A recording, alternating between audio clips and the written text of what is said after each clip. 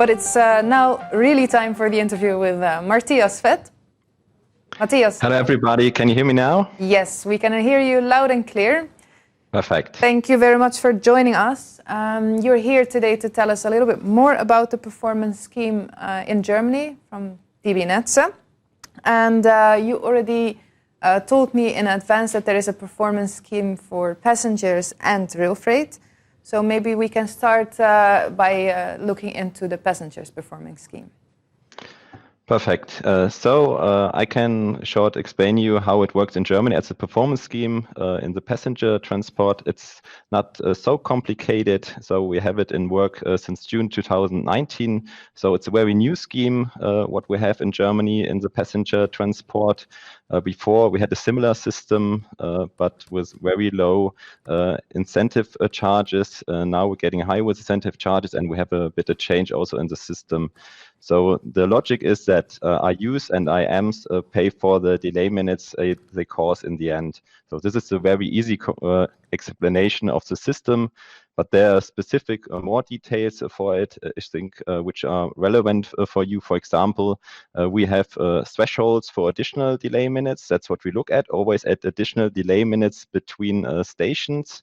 And in that case, concerning the threshold, we say we just look at delay minutes between stations which are higher than 3 minutes 30. For example, if there is a train and had only 2 delay minutes caused of, I don't know, a switch problem or something like that, and it's only 2 minutes, we say, okay, we don't have to pay for it. The other way around is the same. So we have to reach 4 minutes. But if you reach the 4 minutes, you have to pay for all 4 minutes in that way.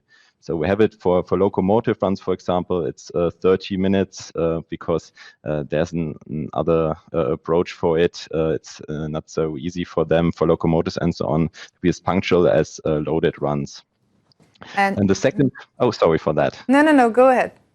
Okay, so the second requirement beneath the threshold is a delay code. So that's what I mentioned before. We have a look at it, who caused this delay. So is it DB Netze caused or is it IM caused in the end? And then we have a value for every additional delay minute.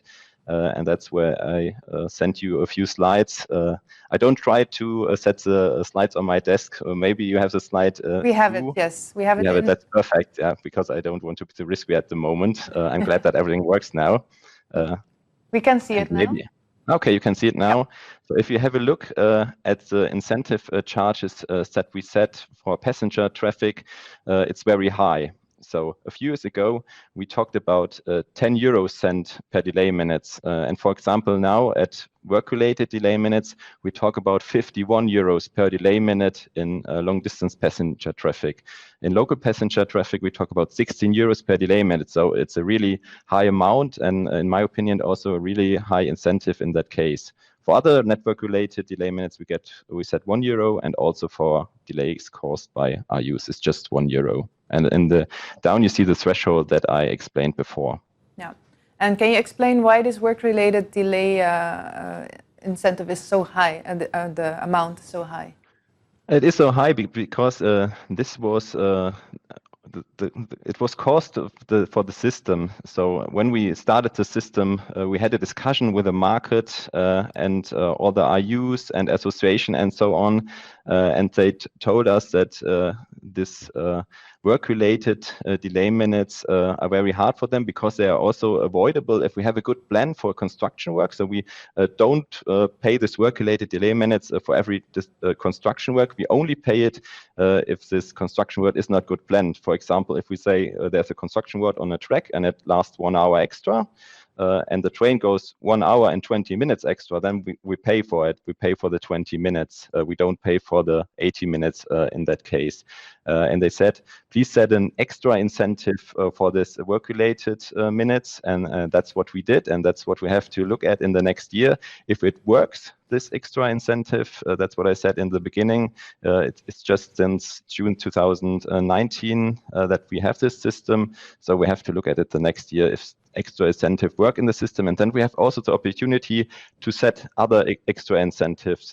If we recognize, for example, there are always problems with switches and so on. So we are very variable in the system. Yeah. Okay, and then there's the freight scheme.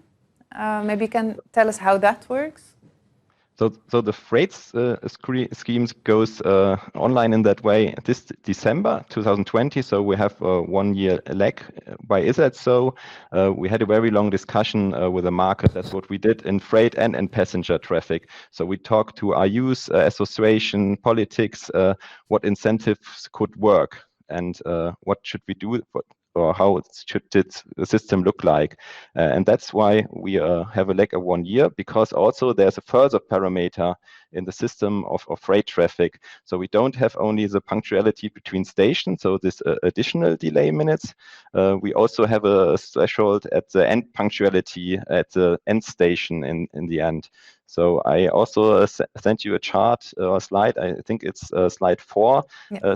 Then you can see there's always a threshold for different trains. So we have sensitive and non-sensitive. That's what I can explain in a few minutes if it's okay, because I only have 10 minutes, I know. But we say we always have a look also at the final destination, and if the sensitive train, for example, has less than 30 minutes delay, they don't have to pay anything. And it's the same at non-sensitive.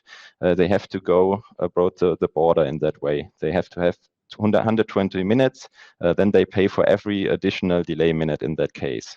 Yes, and can you explain how you define sensitive and non-sensitive freight trains? So sensitive and non-sensitive trains are chosen by the IUs. They have the better look for the operational things, and they have to tell us as DB Netze this train is sensitive or it's not sensitive. So why do we do that?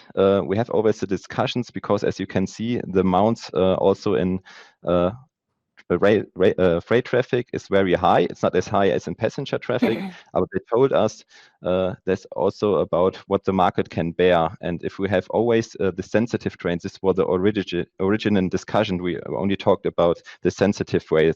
I also have non-sensitive trains with a lower punctuality in that way, and that's what we have to look at also in the system. So it's a bit more complicated, but it's little more tailor-made for the freight sector. Yeah, and this is going to be implemented by the end of this year. Exactly, yeah. Yes, so we cannot see yet how it works. So exactly. If you look at the passenger scheme, based on what you've seen so far, who pays who more and more often? So DB Netze is paying more, and IUs are paying more often. It's cost the network-related delays are approximately 10% of the delay minutes, and the IU-related delay minutes are 35%, and they're also neutral delay minutes when nobody can do anything against that. And usually they have to pay more at IUs, but we have the differentiation in the incentive charges as you've seen. So the work-related minutes, for example, in passenger traffic, when we pay 51 euros per delay minute, there's a very high amount which we pay to the IUs. So DB Netze is paying more, and the IUs are paying more often because they have more delay minutes. Yeah, and then how much do you pay per month, you think, as an infra manager? Approximately, it's 1.2 million euros every month, which we pay to the IUs. So it differs also, and it's hard to estimate because we had COVID this year. So we started last year, and it's very different this year. Yeah. Is there, regardless of the fact that there was COVID, is there any conclusion you can have right now on the effectiveness of this scheme? That's very hard to say because we only had 8 months. We had a look at it, and it's also this delay. The delay minutes are also seasonal. So usually you have to have 1 year as a base where you can look at. Mainly the year without the system, so 2018, for example, and then usually you need a whole year to say, are there any things you have to improve or things you have to change? So at the moment, we just had a look at the delay minutes, but we don't had a real assessment on that. But that's what we do in the next years. So in our network statement, there's a paragraph which says in 2013, for 2023, we have a look at the passenger scheme and have a discussion also with the market and things that we have to approve. And then we will start in the beginning of 2021 to discuss with the market what you can do. Yeah, and what is your aim? What do you wish to achieve with this? So the aim of the system is to raise the operating quality. So if we have malfunctions of switches, of vehicles, and so on, that's things not every time, but sometimes we could avoid. And if we have this commercial incentive in that way, I think it makes sense for us as the infrastructure manager to have a look at it. Why is that switch? Where is it a malfunction? Why do we have to pay, for example, 10,000 euro for that? And that's what we can make better in the future. What we can not do, that's also an important point for me.